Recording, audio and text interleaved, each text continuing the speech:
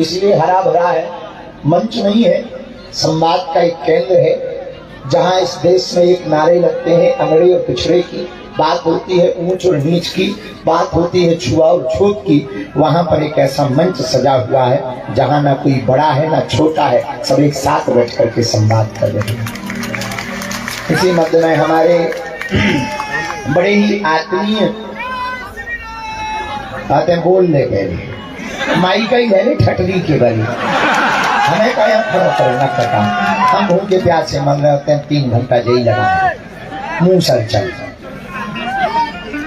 हमारे बड़े ही आत्मीय, आप लोगों ने खूब उनके भजन सुने होंगे, सेठों का सेठ खाटू श्याम जी वाले हमारे प्रिय श्री कन्हैया मित्तल जी इस तरफ। और इस कार्यक्रम की इतनी सुंदर व्यवस्था के लिए गुरु प्रसाद जी, महंत गुरु प्रसाद जी, आचार्य रोहित रिछाड़िया जी, उनकी पूरी टीम और उनका पूरा तरीका इस तरफ मंचासी। दूसरी तरफ वह परिवार विराजमान है, बागेश्वर धाम का कह दें, सनातन धाम, सनातन का कह दें, हमारे तो अपने परिवार के लोग बैठे हैं जिनको सुनकर के हमको भी कुछ कुछ सीखने को मिलता है। वो वैदिक उदाहरण, शास्त्रोक्त पद्धति से उदाहरण, वेदोक्त मंत्रों से उदाहरण, वो वैदिष्यमयी वाणी, वो गीता के श्लोक, उपनिषदों के श्लोक, वेदों के श्लोक जब बहते हैं, बहन काजल हिंदुस्तानी, मीनाक्षी बहन, गौतम खट्टर या आज उपाध्याय जी को हमने पहली बार सुना, बहन को तो सुना, ऐसा सुना नहीं था गुजरात की कथा में, केवल राम राम भरी थी। तो आप लोगों को जब सुना तब ऐसे लग रहा था जैसे कोई झरना चल रहा हो और ये धारा के साथ चल रहा है। तब हम बैठे बैठे और तो कुछ बोल समझ नहीं पा रहे थे, पर इतना समझ पा रहे थे कि ये जो झरना झर रहा है, ये झरना सनातन का झर रहा है और हिंदुत्व की बूंदें छिटक रही हैं और उसकी ओस इन हिंदुओं पर पड़ रही है और इनके अंदर का खून उबाल मार रहा है और लगता है कि इनकी वाणी से अब माताएं सिंघनी बनेगी और भारत का बच्चा शेर बन करके, रणचंडी बन करके, भैरव बन करके इस देश में सनातन का हिंदुत्व का परचम लहराएंगे। ऐसी वाणी के वैदुष्यपूर्ण शब्दों के जादूगर। और अच्छा हाँ, अद्भुत बात ये है कि हमारे जैसे लामा झामा कपड़ों में भारी चंदन बंधन, छोटी मोटी माला बनाए तो ठीक है, हाँ ऐसे तो हाँ लगता है कि हाँ कोई साधु आए तो निश्चित है श्लोक बोलेगा, यदा यदा ही धर्मस्य बोलेगा या श्लोक बोलेगा, गीता का बोलेगा, कभी रामायण का बोलेगा या कभी ध्येयम सदा परिमलम विष्णुदोहम बोलेगा। लेकिन ऐसे लोग तो दिखने में बड़े अच्छे, सीधे साधे, सिंपल सिकी, पढ़े लिखे। अच्छा, अंग्रेजी में हमने कई प्रवचन सुने, हिंदी में बहुत प्रवचन सुने, संस्कृत में तो सुना ही रहे, उर्दू में अल्लाह चल रहा था। एक नया प्रयोग देखिए। अच्छा, जो गौतम जी बोल रहे थे वो गजब बात बोल रहे थे, क्योंकि हमने भी सुनी तो है, माइक लगे हैं तो मना तो खाना ना कर नहीं सका था। वो सुबह 5 बजे चालू तो हो जाती। हम एक जगह फंस गए थे बगल ही में, हमारे चेला ने कथा कराई, उनको मकान उसी के बगल में, समझ जाओ के बगल में हम फंस गए। और सुबह 5 बजे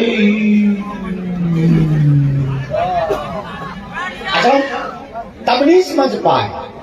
लेकिन जब ये बागेश्वर धाम आए, गौतम जी, गौतम खट्टर अद्भुत है। अच्छा, इनमें तीनों चीजें, हिंदी भी है, संस्कृत भी है और उर्दू भी बोल देते। और भोजन की थाली में भोजन हो, सब्जी हो, रोटी हो, अचार हो, पापड़ हो, चटनी का जरा चस्का हो, तो भोजन इतना प्यारा लगता है। हमारे जैसे भूखे आदमी दिन भर के हमें तो रोटी के तकने में हमने। अच्छा, कभी भी मंच पे मोबाइल नहीं लाते हैं, हमारे आते ही नहीं है, इतना टाइम ही नहीं रहता। आज हम पहली बार अपने चेलों से मोबाइल मंगाया कि घड़ी का टाइम देखना हो तो दूसरों से कौन पूछे, मत मोबाइल। हमने मोबाइल डाल दिया था कि कितने लगे, तो चेला ने अपने रख दिया, हम बार बार देखते रहे कितने लगे, अब कब खाने को मिलेगा। अच्छा, भूखे वाले आदमी को तो रोटी भी मीठी लगती है, पर क्या अद्भुत वैदिष्य पूर्वक, क्या अद्भुत। अब हम इन सब ने बोल दिया है, हमें बोलने की जरूरत ही नहीं पड़ी। लेकिन तब तक मोबाइल जो है उसमें एक नई चीज मिली, वो हम सुनाना चाहें। सुनाना क्या चाहेगा? एक हमारे किसी चेले ने लिखा, अरे भूल गया, बुढ़ापे का शरीर है 96 के ऊपर। हाँ, किसी ने पूछा, किसी ने प्रश्न किया, उसी ने उत्तर लिखा, हमने तो नहीं लिखा। ये पक्का है, हमारा उत्तर मत मानना तो तुम हमारे नाम से ठोक दो। किसी ने कहा कि बागेश्वर बाबा रोज उठता है, पैदल चलता है, कहां जाता है? तो किसी ने उत्तर लिखा, बागेश्वर बाबा रोज उठता है, पैदल चलता है, हिंदुओं को जगाता है। वो इसलिए ऐसा कर रहा कि आने वाली नई पीढ़ी ये ना पूछे कि जब देश बर्बाद हो रहा था तब तुम कहां झक मार रहे थे। जय गुरुदेव भगवान की जय। गुरुदेव भगवान। बात अच्छी लगी तो हमने कहा ये पता नहीं क्यों है, कोई एक लॉयर का वो एक वकील है, तो उन्होंने ही हमको भेजा है, उनसे उनकी ही पत्नी ने ये पूछा तो तुम्हारा बाबा आजकल रोज उठता है, पैदल जाता है, कहाँ जाता है? लॉयर तो लॉयर होते हैं, अब आपको हमने देख ही लिया करीब से। तो उसने अपनी पत्नी को ही उत्तर लिखा और उन्होंने हमको भेजा, क्योंकि दोनों डिवोटी, दोनों मानते, बहुत अद्भुत है, अच्छे। हाँ, तो क्या बता रहे थे? आज अद्भुत हुआ, दिन भर की थकान मिट गई इन सबको सुन करके। कल सुबह 7 बजे फिर चलना है, यहीं से चलना है। कल की जो यात्रा है वो 17 किलोमीटर की ही है, परसों की 15 किलोमीटर की है। इसके बाद हम सब मंजिल पे पहुंच जाएंगे।